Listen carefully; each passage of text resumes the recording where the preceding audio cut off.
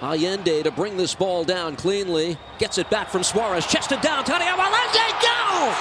It's that time again. We are back at the Player Manager podcast, and Zealand's not here. It's just me today. Yep, that's it. So it'll be a 1-hour monologue of Julian Gressel talking about all different types of things.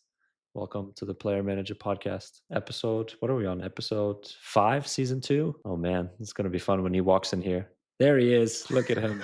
So beautiful. I'm late. He's running. I'm Oh my God, sorry. he's running. I'm sorry. I'm late. I couldn't go too fast because I was still getting my water, but I hope you didn't get too far without me. It's time for the Player Manager podcast. I'm Zealand Shannon. That voluptuous head of hair is Julian Gressel, and we're here to talk about MLS, the U.S. national team, FIFA getting all wet and wild with a 64-team World Cup. We got a lot of things on the docket, but nothing is more important than checking on the homies. Julian, how was your weekend? My weekend was good.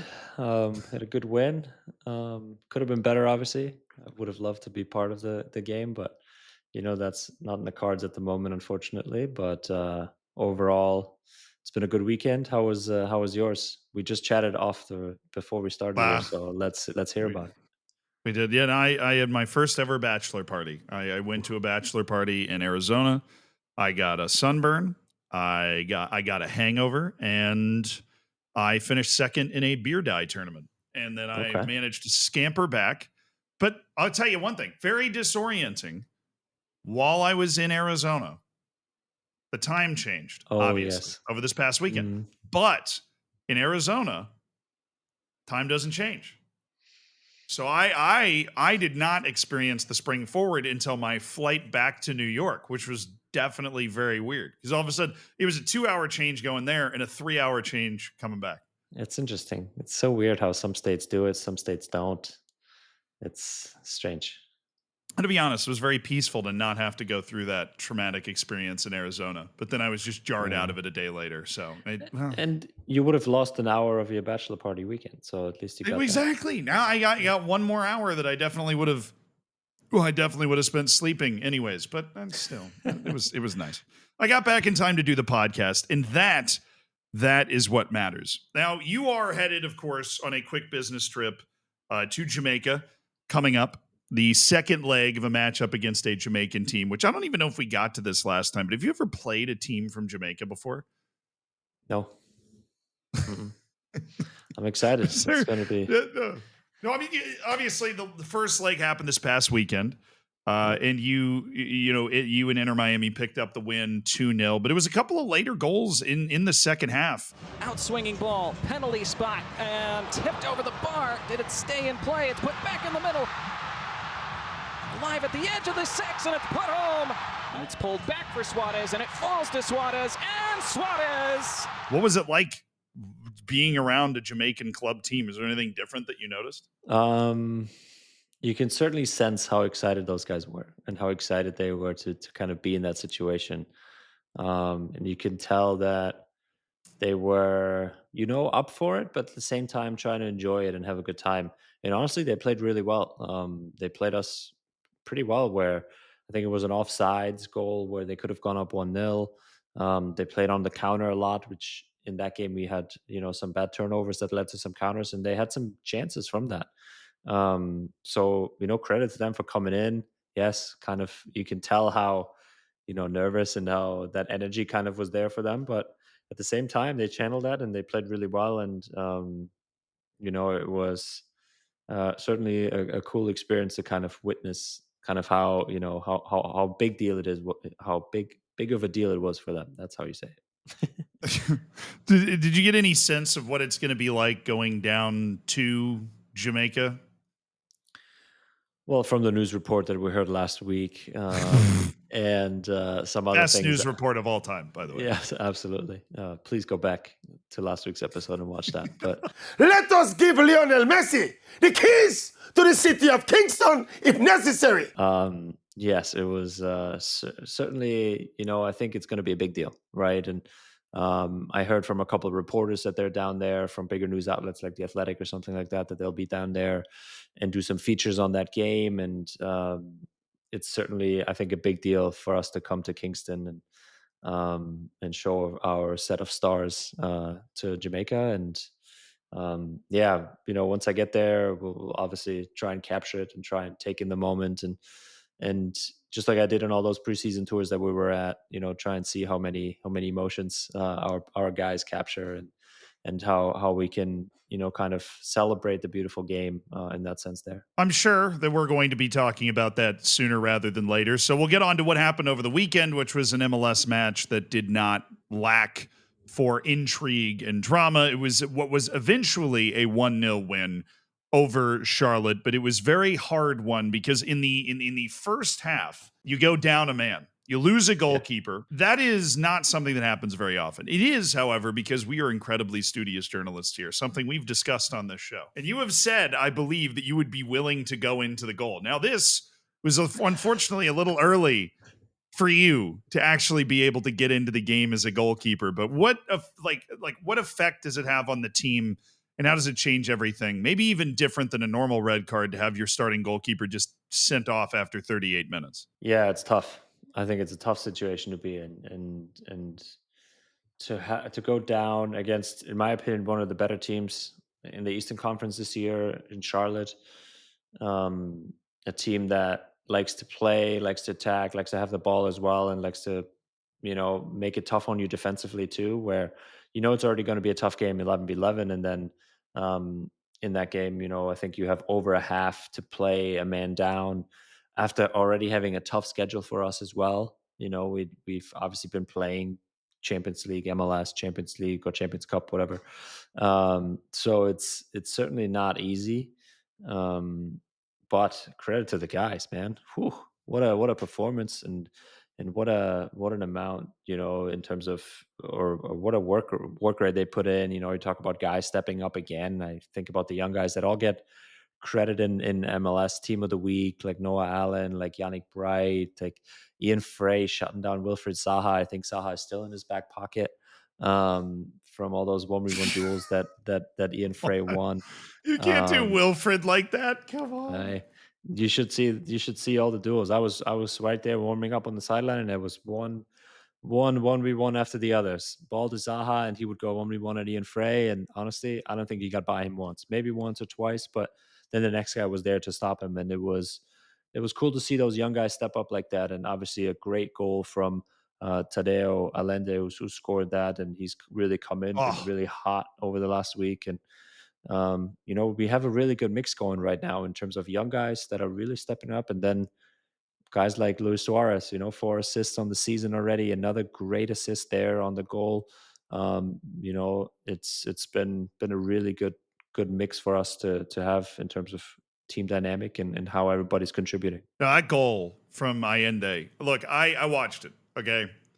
The first time I watched it, I thought it was Messi. The way he took the ball in, the way he struck the ball. Like, I know that's the sort of, like, you want to pin that sort of comment on your wall. If I was him, I'd pin it in my locker that somebody actually mistook me for Messi. And I mean, kind of the way he runs looked a little familiar, right? But it was a gorgeous, gorgeous goal. And I think the key to this team, same as last year, right, is going to be, and it's such a unique situation that you find yourself kind of in MLS sometimes, is the balance of the other guys. You know what you're going to get from the guys, particularly after they proved last year that they're, let's say, emotionally and physically invested in being able to win. But the other guys like Allende being able to, or Frey, like Ian Frey talking about, that being able to contribute is what's going to make the difference whether Inter Miami can go one step farther. Or I guess 4 steps farther in the playoffs. That's right. No, yeah, it's massive, to have that type of feeling, and especially guys that, like I talk about Ian Frey and Yannick Bright, for example, or Noah Allen, that you hear all these signings being made of South Americans coming into the team, and they're like, where am I standing? What's how many minutes am I going to get, and all that, and you see really early on of how much they contribute and how important they are to this team, right? And how important they are to us getting results. And I think that gives them a huge boost in confidence, and just in general, how they will progress throughout their career. Like it's awesome to see. And I'm really happy I can push them, and I can be there to talk with them about things, and to to kind of be a little bit of a mentor because I'm not playing myself at the moment. It's obviously a tough situation for me personally, but at the same time, I am trying to channel that and be a voice for those guys and be a guy they can lean on by talking to young players, like even if it's Rocco Rios Novo, for example, who's coming in as a second string goalkeeper who you've kind of played with him in preseason with the kind of second stringers a little bit here and there, so you've built this little connection to them, and you can joke around, but you can also be quite serious. And Ian Frey, for example, comes to me after every game to ask questions of what I think about the game. Yannick does the same. Those types of guys, they want to get better, and it's really easy for me to kind of support them, and yeah, I want them to do so well and have an amazing career. I get this mental image of you just kind of in a long, maybe Lord of the Rings Gandalf type robe on the bench, just holding court with your pupils. Like after every game, they come over. What did you say there? Because there was a very good shot of you talking to Rocco Rios Novos after the game. Like, what do you say to him in that moment? Because obviously he keeps the clean sheet for the majority of the match. Yeah, I mean, it's obviously a big moment for him, right? To come in and after, cold, I think he was, sitting on the bench, obviously not knowing that he was about to go in. And then without warming up, he goes in. Where before he got subbed in, I was just like, because there was a moment that we had in preseason where we both got subbed in together. And then I felt like that he could have done better on one of the crosses, for example. And I told him after the game, I was like, hey, this is a preseason game. I think he punched the ball instead of catching it.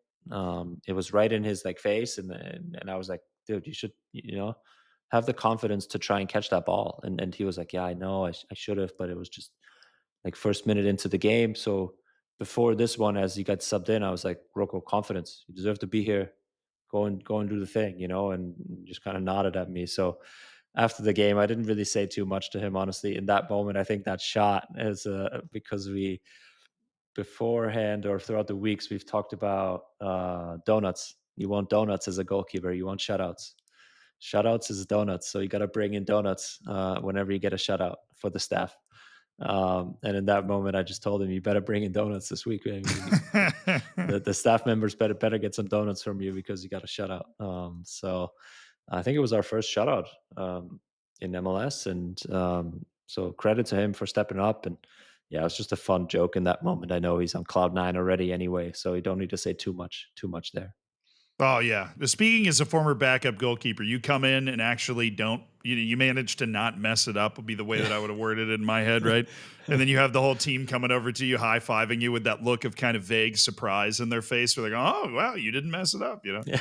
It's not obviously it's probably different at the professional level. Right. But that was my thing. And it is definitely a great feeling you're able to ride for a long time. And he's going to have to ride it for a little longer because that is not the last time that he's going to be needed now that he's been sent off. It was a fair red card, by the way. I know we didn't talk about it. I'm sure if you're watching on YouTube, it played while we were talking. And that is a perk of watching on YouTube, which, look, if you're listening in any other place that you get your podcasts, we appreciate it. And thank you so much for being here with us. If you watch on YouTube, please do subscribe so that you get all the next stuff and you can see things like the red card happening without me needing to describe it to you in detail. But I can get poetic if I need to. That'd be nice. US Open Cup is starting. MLS doesn't really care about that, of course, anymore, but it is starting all the same. And there is one particularly interesting developing storyline within it that we are drawn to, because normally the first round of the US Open Cup, it's not going to be drawing the biggest headlines, even when MLS clubs were told to care. But this time around, a club in USL 2, which if you keep track at home, there's USL Championship, USL 1, and USL 2, called the Des Moines Menace. They have started a signing spree. Well, I mean, obviously the name is great. They've started a signing spree of a friend of the podcast, Dax McCarty, a friend of mine, Bradley Wright Phillips, who normally, or at least until recently, was working at the Apple TV MLS studio in New York. Still is, yeah. So, well, yeah, and Sasha Kleston still is too. He also got signed by this team, right? And they signed Benny Feilhaber, which is a name I feel like I haven't heard in 30 years. And he's now on the Des Moines Menace as well. No offense to him. Matt Hedges is there. So they're reaching out to all these guys and saying, hey, do you want to take a crack at playing in the US Open Cup with this team? And they're reaching back and saying, yes. The weirdest part of this entire thing is that Benny Feilhaber has been the coach of Sporting Kansas City's second team, its reserve team, for the last 3 years. That is who the Des Moines Menace are playing in the first round of this tournament. So what are we supposed to make of this, Julian? What is happening in Iowa? A lot of crazy things, I guess. I think they also signed Justin Miram, one of former teammates of mine by now. Matt Hedges, Ozzy Alonso, like all these MLS greats or all these MLS legends that are kind of coming back just to kind of give tribute, I guess. So I guess we have to ask them why they're doing it, right? Why are they doing it? I mean, I imagine it's like once one domino falls, then, Bradley Wright Phillips is there. He calls up his boy Sasha Kleston and says, hey, you want to lace him up one more time? Like, and it just, the dominoes fall over and they fall over and fall. I mean, they've got to be good though. Right? I mean, they're probably a little out of shape relative to their playing days, but I mean, they're playing against Sporting Kansas City too. So, maybe they'll get up to speed a little bit in that game, hopefully advance, and then kind of see how they roll throughout the next couple of rounds. But I mean, I'm sure they'll have to get a little bit, do some fitness, do some training sessions. They can't just roll up just like, men's league where you roll up for the game at night or whatever. Like that would I get the feeling that's what they're going to do though. Because when are they going to train? Yeah, when do they have? It's like a majority of these guys are not exactly in walking distance to Des Moines. So I don't know, when they're actually going to be able to get together. Maybe a week before, do some runs. Honestly, I think they need a manager. I know a guy. I offer. You know a guy? I offer. Oh, yeah. Well, you guys, the producer of this podcast, and you, Julia, tagged me on Instagram, and so I'm in the middle of a beer die tournament, looking at my phone, and I'm trying to figure out who the Des Moines Menace are, and so I'm like googling. I'm googling the team, and then I see obviously that they're signing all these guys, and it's just this at Zealand. Hey, you need a manager? And I just said yes. I would like to offer my services. Much the same as Bradley Wright Phillips or Sasha Kleston or Dax McCarty. Right? People are saying I'm washed too, and I would love the opportunity to get out there on that field and prove that I've still got the chops. Football Manager got canceled. I'm rusty. I need that week of practice before too to get going. But I can do it. They know where to find me. They can have their people talk to my people. Maybe we can get something going. They know where to find me. All right. Hello, I'll text Dax too and see if he can hook you up there, because that would actually be hilarious and would be some really good content as well. Oh, I mean, content. Are you kidding me? I always wanted to manage one game. I just want to see what it feels like how it translates at all, because I have played 12,000 hours of Football Manager, right? I have coached thousands of games in this alternate universe. And basically what that trains you to do is just kind of make tactical adjustments, right? So the only place that my brain is really well trained in is, this is what the tactic looks like. This is what this person's supposed to do. This is how that counters this, right? But the actual interacting with the players, the actual logistics of, I don't know how to make a sub. Do you go talk to the fourth of, like in an actual official FIFA approved match? You fill out a card, really? Yeah, you fill out a card. It's like an index card where you put the number in, the number out, and then you give it to the fourth official, and here you go. I thought you just tapped him and you're like, oh, I got a guy. I mean, that's how it worked in high school. Like, we're 7. This guy's coming in. Okay. So you give an official index card to, wow. So they're out there somewhere. There's a sports collector or a very lucky official that has their hands on like the Mario Götze substitution index card from the 2010 World Cup. Some famous substitutions. There is an index card from when that substitution was made. That's crazy to think about. At least that's how I see it every time we play, right? So after the start of the game, the fourth official comes over and hands the 5 index cards to an assistant coach, where that assistant coach takes them, and then every time he wants to use a sub, he writes the names and number, or just number, I'm not sure, and then hands that card to the fourth official back, and he then prepares the board, and then goes to the line and they sub. Huh. Where those So, index cards go, I have no idea. I would, if I was the fourth official, I'd be pocketing every single one of them. You never know. You collect them like freaking Pokemon or sports cards or something. Like my mom buying me 20 Julian Gressel cards for Christmas. Now I've got my full collection, and the assistant ref's gonna have the same thing. But this is that's the sort of logistical thing that I'm talking about, where the actual physical ability of being a manager, I don't know anything about. I just pass. I take all these tactical tests, and I can pass all of those with flying colors. But the actual, and what's funny is the real life looks different than the game. So if I'm standing on the touchline, I'm not going to be able to see the tactic developing in the same way that I can see it developing on the screen in the game, because I'm like some sort of omniscient god above the field where I can see everything. So it's a million different things, which is why anytime somebody asks me if I would actually be a good manager, the answer is always no. But if you're the Des Moines Menace, you didn't hear that, I would love to coach your team. So we're with all those guys on the team, you don't have to do much coaching. You kind of just are there with the suit, and that's it. No, I mean, I would look good. I would knee slide like Jose Mourinho, and I'd bring a laptop for VAR so that I could maybe get myself a red card late in the game, just as a statement move. But yeah, if I'm thinking the team huddle is anything other than looking at somebody like Dax and going, "What do you want to do?" Just roll it out. I hope they win. No offense to Sporting Kansas City too. I think it'd be really fun if basically the all analysts team managed to go out there and win. And Dax McCarty and Justin Miram are probably going to be like the go-to guys, because Bradley Wright Phillips and Sasha Kleshner are a few years removed. That's got to be a lot tougher. Yeah, let's see.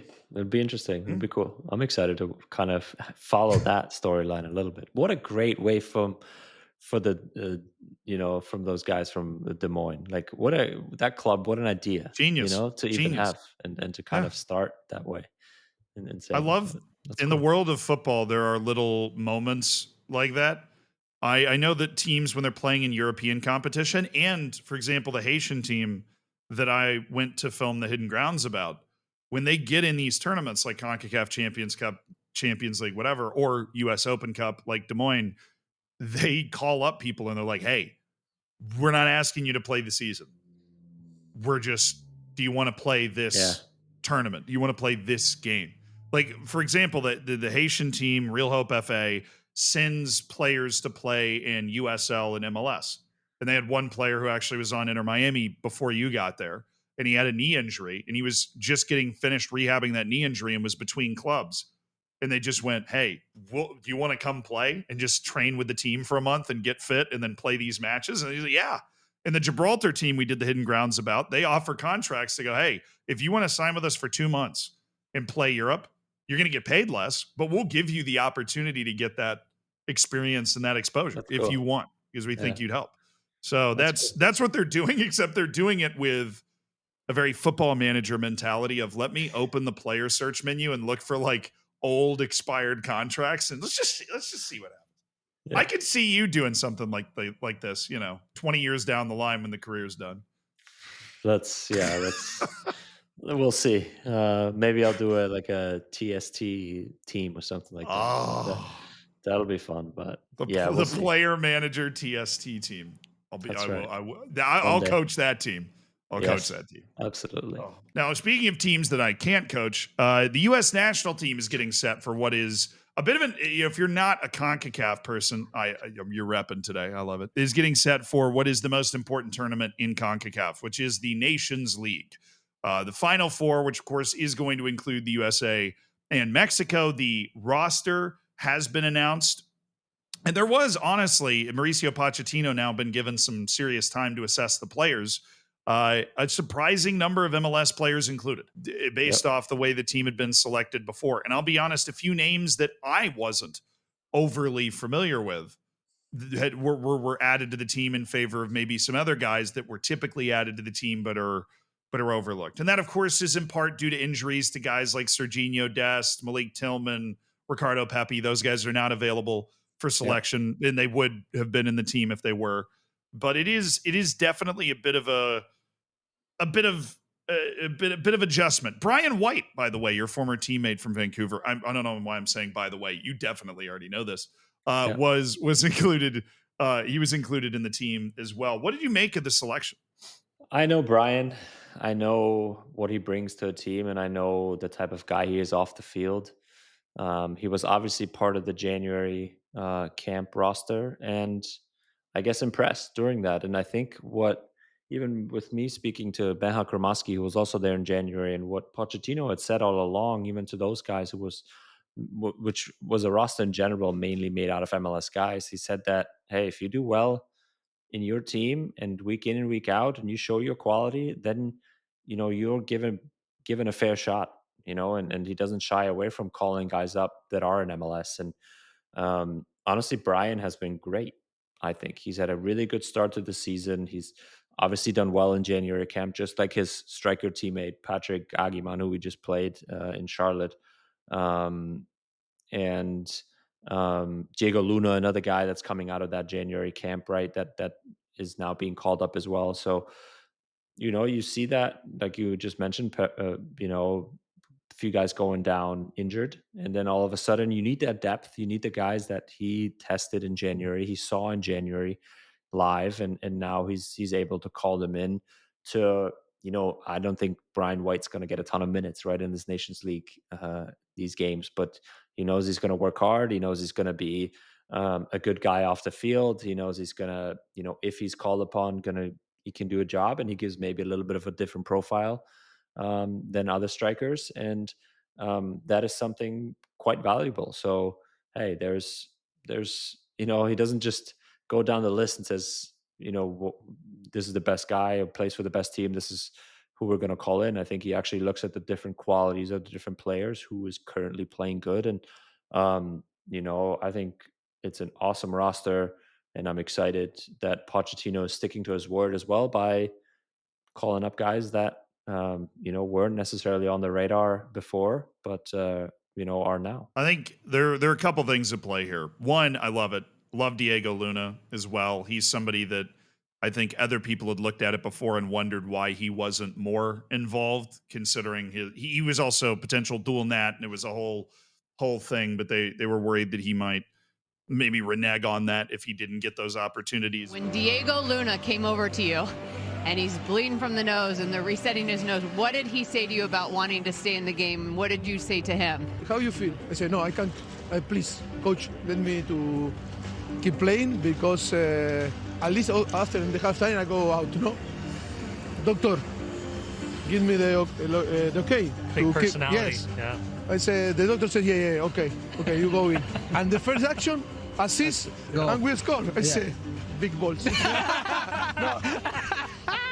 It's one thing to say it, another thing to do it. I think a lot of people go into national teams and say they're going to give chances to everybody. But there's one that always sticks out in my mind is you got to really trust your gut, I think, when you're one of these national team coaches, because the best team is almost always not the team that everybody thinks should be selected. There are guys that, if you are really paying attention, which it is your job to do, are better. Like going and finding a Brian White and saying, look, he's in form. We're going to go, he's in form. We know he plays well in the system that we have. We're going to go get him. We're going to go bring him in. And it makes me think of Bielsa coaching the Uruguayan national team. And he's just nuts, right? And so he goes into the interior of Uruguay to the Amateur Cup, which I've done a few Zealandisms about before. It's this tournament that's every basically town that's not Montevideo, which is the capital, and they all play in this kind of amateur tournament. And he takes the leading goal scorer from that and calls him up to the Uruguayan national team. And he didn't play a lot, right? But it's finding these guys that you feel like can contribute and actually giving them the opportunity, not just going off of what everybody else says. And like other status symbols, for example, like a Brendan Aronson, who's playing for Leeds, playing in the second division in England, but on the best team in the second division. It looks like they're going to go back up to the Prem. And he's the type of guy that's typically called up. And it's nothing against Brendan. It's just not going off of the name alone and being able to go in and say, who is the best for us right now?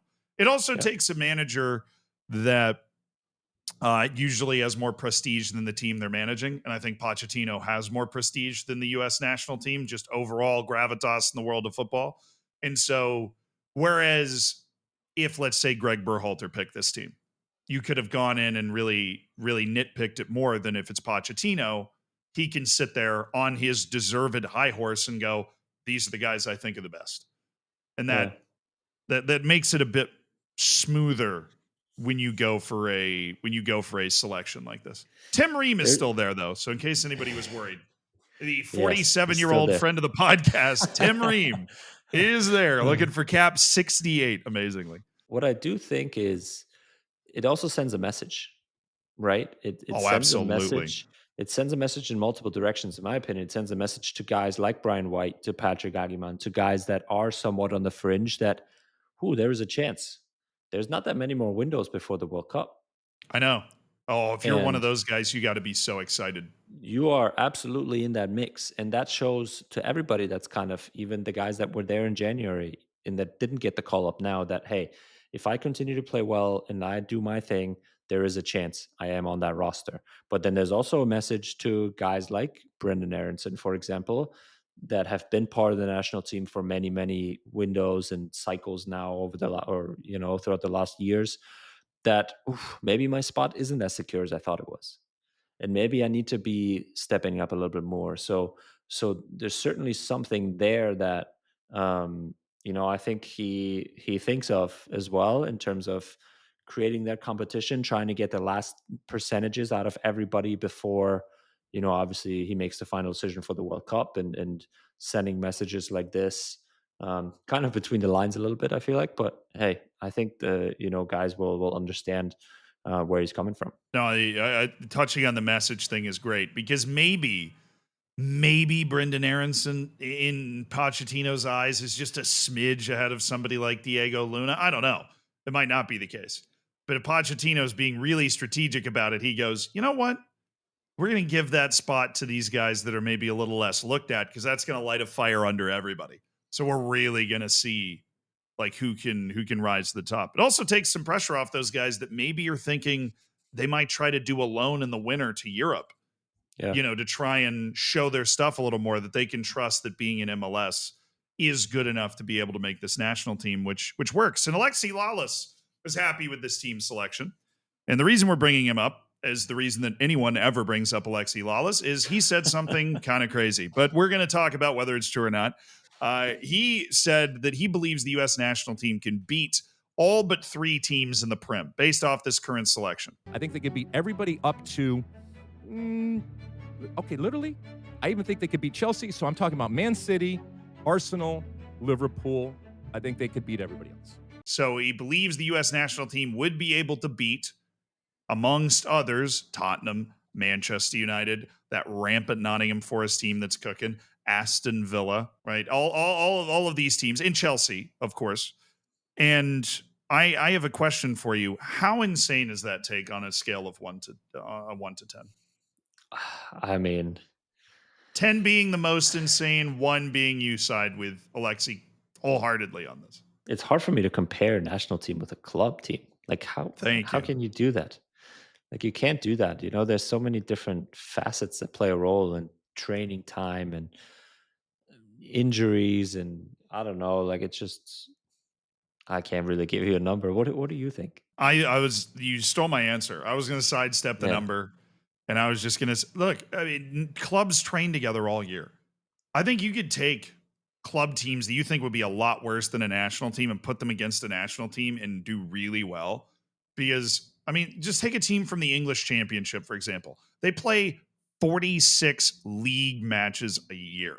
You throw in the FA Cup, you throw in the League Cup. You're looking at a team that's playing over 50 competitive, not friendly, competitive matches per year. They're spending the entire year together, right, in training and everything. So I've always believed that clubs could punch up. But to give Alexi the benefit of the doubt, obviously the other side of this coin is the direct talent to talent comparison, where you're not saying, well, let's put them on a field and play. You're saying who has the better players. I think the U.S. is a lot closer in that realm, because I don't believe a national team can ever reach the tactics. But where are you putting the U.S. in the Prem based off talent alone, just compared to the talent of the other teams? I probably think in the ballpark of where he's saying, like 10th to 6th place, maybe something like that. Uh, I. But then we go back to, okay, talent alone doesn't win you games, though. It's the team tactic, it's the Mhm. relationships, it's the what you just described. So, um, the talent matchup. I think, yeah, the U.S. is talented. I think no doubt about it. If we weren't talented, everybody wouldn't be as excited about this World Cup. I think, so like you said, I think there's two sides to the coin, and you can't. Yeah, the thing I get back to is that it's just so hard to compare the national team and a club team. I'd say the U.S. is probably there. The U.S. doesn't. The U.S. has a few guys that definitely would be stars in any league that they play in. And that is obviously important to have. You have Pulisic, you have Weston McKennie, and honestly, over the last year, you have Timothy Weah. It's been a very, very, very good player. Then you have guys that are kind of somewhere floating in the middle. You have Gio Reyna, who everybody seems to know is good, but he just doesn't really play a lot. You have Tyler Adams, who's awesome guy. His hamstrings seem to be held together by duct tape and determination, right? Like, I hope that, I hope he finds the right yoga routine and his body stays together. It's just tough when you're not getting that much consistent playing time. And then there's other guys like Tanner Tessman that people just pretend they're not good when they clearly are, like guys that they don't get valued in the national team, but they get really highly valued wherever they're playing in Europe. It's very hard because the U.S. national team is a hodgepodge of all of those guys. And how do you go against a team like Chelsea where everybody seems, it seems like everybody costs $100 million, and maybe some of them are good, maybe some of them aren't. I'll go ahead and peg the U.S. as a national team, talent-wise, right outside the Big Six. I'm not quite with Alexi that we're going. I'm not going to put us ahead of the best 6 or 7 teams, but I think we're sitting right at the edge of European play right now. Okay. We need 2 or 3 more guys like Weston McKennie, kind of like Croatia had when they made it all the way to the World Cup final. You need a couple more guys that play in those Champions League knockout situations consistently. Yeah, I mean, I think we have just in the roster is a couple of question marks, right? And positional question marks. I think center back is probably one of them. Where the depth isn't quite there, and then I think striker is probably the other one, where you kind of have a guys that are there, but are they the guys? Are they the top strikers that would get you, I don't know, 15, 20 goals in a top 5 league? No. That's been the issue for the U.S. for a while. And Josh Sargent has gotten a lot better with Norwich, but it's still not. There isn't a U.S. number 9 anywhere in the world that is going to strike fear in opposition teams at something like a World Cup. Yeah, so that's where, you have in these, key positions that are, some question marks that are just, are we in that sense, in that regard, good enough to compare ourselves to a top 6 Premier League team? But again, we'll never compare each other to that because we'll never play them, and it doesn't really matter because we'll play against, other teams and other national teams, not club teams. So thanks, Alexi, for the thought process. That's what he's got. He has thoughts. And we have more of them about FIFA, about a potential halftime show at the World Cup, a 64-team World Cup, all of that on the other side of this break. Welcome back. Player Manager Podcast, talking FIFA, broad footballing world things like a 64-team World Cup. This news came out fairly recently. It was from a meeting of the FIFA committee of something. It was just the FIFA committee. There's 37 members of this committee, and the representative from Uruguay stood up to give his take on stuff. Of course, Uruguay is one of the 35 host countries for the World Cup. Just kidding, it's only 6 in 2030.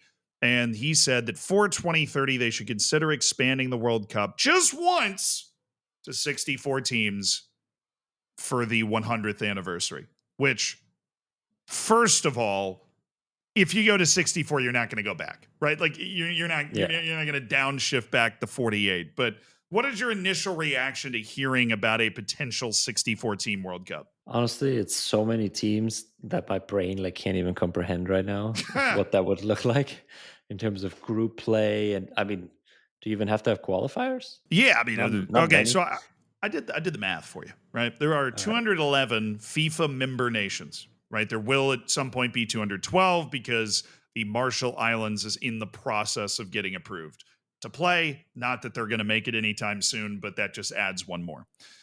211 to 64. You're looking at about a third of the teams making it.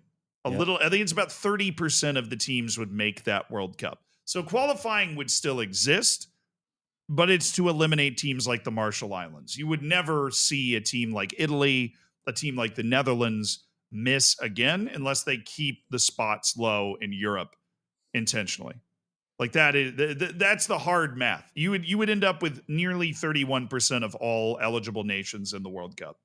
Yeah, I think that's a lot. It's a lot, but at the same time, hey, the more countries that can get in, the more countries that can feel that type of energy and feel that feeling and have people, of that nation, be represented by their national team in a World Cup. I mean, it means a lot to countries getting in, right? So, as you said, there's 6 host countries in 2030, so there's plenty of room, plenty of stadiums to host all these games, and logistically, I guess it could work. And money rules, so the more games, the more money. So FIFA likes that, obviously. Yeah, though I think that it's important to separate what FIFA wants from what it's actually going to achieve, right? The reason there's a World Cup is so that we have a tournament to decide the best team in the world, right? But why limit the number of teams in the World Cup? Because you only want the teams that are deserving of being there to be there. You don't want kind of what happened at the Women's World Cup, where you have the U.S. plays Thailand, and both teams are trying their hardest, but it's really not fair, and the U.S. wins 13-0. Right? You're trying to avoid that kind of spectacle. It's like qualifying is basically to get rid of the boring games. Now, in the men's game, there are enough good teams to have a 48-team World Cup. When they expanded, even though I know they did it for money, there are enough good teams. Italy missed. The U.S. missed. Netherlands missed. Yeah. You had sizable teams. Colombia had missed a couple of times that missed the World Cup, but definitely have the quality to go on the field against any team. Mali, a team in Africa that might be overlooked, but I swear to you, if you looked up their roster, you would recognize most of the guys. They've never been once. They always find new and creative ways to lose. They lost on an own goal against Tunisia last time. But these are the teams that are kind of on the fringe that can totally go. And if Mali played Brazil, they'd probably lose, right? But they wouldn't get embarrassed. And it would really help grow the game in Mali, in Uzbekistan, another country that keeps getting close but can't win. And so it's like, I know they're doing it for money, right? And the expansion from 32 to 48 was for money. But it is going to help grow the game and expose players from around the world in these different places to that level of competition. I mean, the experience for a dude playing in the Uzbek league to go and play at a World Cup. I mean, in the opportunity to get scouted and maybe get an opportunity to go, I don't know, play in the second Bundesliga or something like that is just awesome. Now, absolutely, going straight from 32 to 64 essentially probably sucks because you're doubling the field in 8 years from 2022 to 2030. You're doubling the field, and I think it devalues qualification in the public conscience. Because once you get to a 64-team World Cup, now if Uzbekistan makes it, everybody's gonna be like, "Oh, they're in it just because people don't care as much." Just oh, come on, everybody makes it now. Of course they're there, right? And so while it will probably end up at 64, I'm not going to pretend that it won't. Eventually, I hope they don't go to it soon, because it will harm a lot of the things that teams making the World Cup are supposed to help. Now, logistically, it's also crazy because, speaking of math, it's 128 matches. Yeah, if it's a 64, I mean, the other point of having a tournament is that you can have a tournament that's contained in one location that you can get into for a month. Very hard to fit 128 matches into a month. That's the other. Yeah, absolutely. But like you said, I think it's going to happen. So we'll see. I just hope it's going to happen. I just hope it doesn't happen in 2030. Gianni Infantino that's not the only bomb he's been dropping. He's been like on tour. Oh, he's been everywhere. There. I mean, they make all that money on the World Cups, and they're basically blowing it on his travel budget, right? But he made appearances. He met the president, Donald Trump. He went on Fox and Friends. He was on Good Day New York. FIFA president Gianni Infantino. This was all your idea, right? To bring this Club World Cup in. Thank you so much. I'm a big soccer fan. I've been told, the Americans, they like the best. That's but true. the real best, the best clubs in the world. Messi. Is he going to be here? Yes, well, Messi will be here. You could have had this final anywhere in the country. We could have played, as you say, anywhere in the universe, actually. Yeah. And we decided here, but New York is such a universal city. It's a capital of the world, and that's why FIFA has to be here. It will be historic. In 100 years from now, when they celebrate the centenary of this tournament, they will show all of us. And one of the big things that they were talking about in all of those was not the expansion to 64 teams, because that's for football, soccer nerds like us to be talking about. It was the fact that they are they're going to do a halftime show. We've kind of glanced off this before, but they have said that there is going to be a halftime show in the World Cup final. And understandably, there was a pretty quick reaction to this. And I think we all know what that reaction was. All right, we got to ask you about the halftime. Yeah. We know that you've enlisted Chris Martin, right? Coldplay. Are they playing during the halftime? They will not play during the halftime of the FIFA World Cup. They will help us design and produce the best halftime So what show are we ever. thinking? What are we thinking? We are thinking big. We'll have 2 billion viewers. Who's on your list? Who's on your You have list? to watch it. That's a surprise. You can't leave Shakira. I will come back here to announce Mr. it. Worldwide, we've got some. I will come back to announce it here. It will be global. Different different artists from languages, all over? different countries. I have a great idea for you for the halftime. I'm sorry I'm Tell me. obsessed with this. Tell me. Drake. Because you were at the Super Bowl. boy. Kendrick Lamar dissed him at the Super Bowl. You got So we can create a bit of yes, a rivalry. Drake right? comes back for, That's a good idea. Actually, Drake was with us when we announced the host cities of. You might be onto something here. So I should have his number still somewhere. Not great, right? It was not great. I mean, me as What was your reaction? I was surprised it took them so long. Like, if you'd asked me if there was a halftime show at the last World Cup final, I would have just assumed there was. And if there wasn't, maybe it was like, well, Qatar just didn't want, Dua Lipa shaking it up there, right? So they want money. They want spectacle. They want ratings. And they see something like the Super Bowl, the highest ratings of the Super Bowl were Kendrick Lamar's halftime show. Yeah. If you want ratings and you want to be able to sell that ad money, put Drake up there. And Gianni Infantino joked about this. And maybe they're going to start a feud with the Super Bowl almost and go in on the other side of the beef and give Drake the halftime show, which would be so diabolical and weird that it might actually work, honestly, if they gave Drake the halftime show. I would watch. We are 26.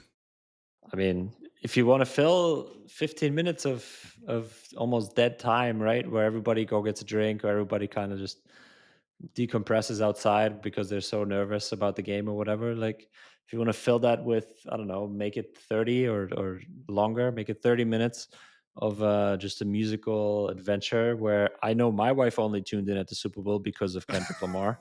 Like she was watching only that, she wasn't watching the game. So hey, if you want to, expand to even outside soccer fans, maybe that's a good idea.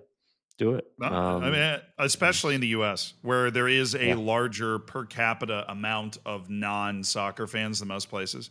But as hard as it is for people to believe, even in a place like Brazil or England or France, there are a lot of people that don't watch the World Cup, that don't watch soccer.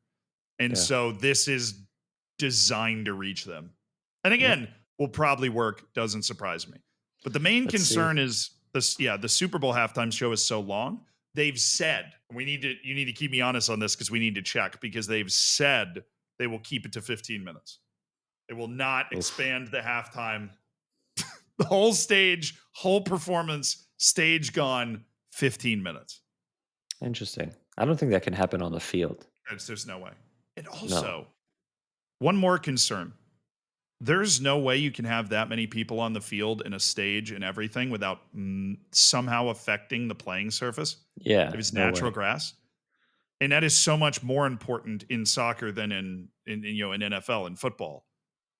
I have to imagine there might be some sort of controversy if the ball takes one weird bounce. You're going to be able to blame the halftime show in the World Cup final. Yeah, it's going to be interesting, and I don't think that if it's at 15 minutes, no chance it can be on the field, and they can roll in stage and everything in the show, and then sing for 3 minutes and then roll it all back out. That wouldn't really make much sense, but hey, we'll see. We'll see, I guess, what happens. Well, Drake better come up with one heck of a diss song because he's only going to get one song to perform. That's fine. The other, we're whirlwinding through this tour. The next thing was they unveiled the trophy for. We'll play the clip now on YouTube. They unveiled this trophy for the Club World Cup, and I don't know if you've seen this thing, but it is larger than my head, and that's saying a lot. Like it is. This thing is huge. I don't even know how you pick it up. I don't know, but there's obviously the whole thing with the key where he shows Trump how to put the key in and I didn't even see the key. Does it open? It like turns into like this world thing. You should watch the video on YouTube. I thought I did. I saw him lift the thing off the trophy. I'm like, oh, there's the trophy. I didn't know it was an interactive experience. And then he has a key in the back. He puts the key in and unlocks it. And then there's like another guy coming in to like help him turn this into this like 3-dimensional world of a trophy. And Trump is just like standing there and just like, oh wow, look at this. This is awesome. He's standing there like, what is the Club World Cup? Why? Who are you? What is happening? And then he hands Trump the key, and Trump's like, oh, look at this, nice, the key. And it's a FIFA trophy. Let's just say it that way. It's a new Club World Cup trophy that he's trying to obviously blow up, right? We're in it. Hopefully we get to win that trophy. That would be insane. But at the same time, he's on these tours and he's creating all this stuff for this tournament to really buzz it up and hype it up and make it a really, really big deal, which it wasn't really before, right? And now it's becoming this big thing. So it's part of the PR strategy, I'm guessing, and part of the tour, obviously, to show it to the president of the United States is, a cool occasion for him and a cool way, I guess, for him to present that trophy. But at the same time, it's also kind of funny, I think. No, it is. It was not the funniest part of it was not the funniest part of the tour because Gianni Infantino, I'm going to read this quote, band for band. Ready? Also announced under my presidency to develop FIFA coin. To do it from America and to conquer I'm not making this up, to conquer the 5 billion soccer fans. Conquer is a very interesting choice of words there, but English is not his first language, so we'll give him a pass. So there's anyone here who's interested to team up with FIFA, here we are. And Trump actually responded to this. That coin may be worth more than FIFA in the end. It could be quite a coin, actually. Huh? So FIFA's getting into crypto, and I'm going to give you some advice. Don't buy FIFA coin. It's a bad idea. All right. It is not going to be more valuable than FIFA itself because FIFA is about to run a 64-team World Cup worth $1 trillion. So yeah, just don't buy, unless you're Julian, obviously, because you're a powerful crypto trader. Are you not? I am not, but I'm trying to pump that thing immediately and then just sell it and then just, make so much money off of this. No, I have no idea what is happening. FIFA coin. What is? On that note, we're just going to take a break. We'll be back. You asked us questions, and it's time for the question portion of the podcast. We've got one great one selected today. It comes from YouTube and somebody at Vishred. Day 333 of asking Zealand this question. Thank you for your perseverance. What position, role, and duties would you play Julian Gressel in on Football Manager? Very good question. Okay. I know you've played some Football Manager, so I'll try and keep the lingo as broad as possible for our non-football manager Please. Audience. Yes. You are a space eater with the added bonus of the fact that you can cross. Now, a space eater is a term that only I use because I just live in my own little room with my sweatpants on. And it defines a player that has the intangibles and the work rate and the physical ability to eat up a lot of space on the field. This is the sort of player that you need. You always need at least one space eater on your team. So I would not play you as a fullback. I would not play you as a right winger. I would play you as a right midfielder who's designed to eat up as much space in that channel as humanly possible. You would definitely be in great shape playing for me. I would have hit early crosses on. That is a personal player instruction. Obviously, we want to use your ability to strike the ball. We want to use it well. And I would also have take more risks checked, because I want you to use your playmaking sense to take more risks when you receive the ball. So when you're on the ball, I want you to be somebody that is taking risks with a shot. I would also have you on dribble less. No offense. Sounds good. That sounds good. So you receive the ball, it's head up, it's early cross, it's take more risks with the ball when you've got it. Once you're closing down space, and then closing down space, running, but you're not running like a ball-winning midfielder. You're not a ball-winning midfielder. You're running tactically. It's kind of like the Raumdeuter kind of running, the space investigator, right? The Thomas Muller sort of running, where you're moving and it's tactical, it's purposeful. It's, I'm going to drag this guy here, I'm going to go here. When we're pressing, I'm going to make sure I get to this guy. You're going to be able to execute that game plan well. I'm trying to think of any other player instructions, but I think. Do I take set pieces? Yes. Yeah. You would take in-swinging corners, not out-swinging. I believe in the in-swingers. But yeah, you're taking set pieces. Free kicks, it obviously just depends on, like, if I'm coaching Inter Miami. Messi's no, don't take me shooting. Shooting free kicks, no, but crossing ones, I feel pretty there's confident. a setting in Football Manager. There's 4 different free kicks, right? There's direct goal scoring left and right. There's direct non-goal scoring left and right, and then there's deep. I would have you on deep. Okay. I like your long balls. I want you on those deep.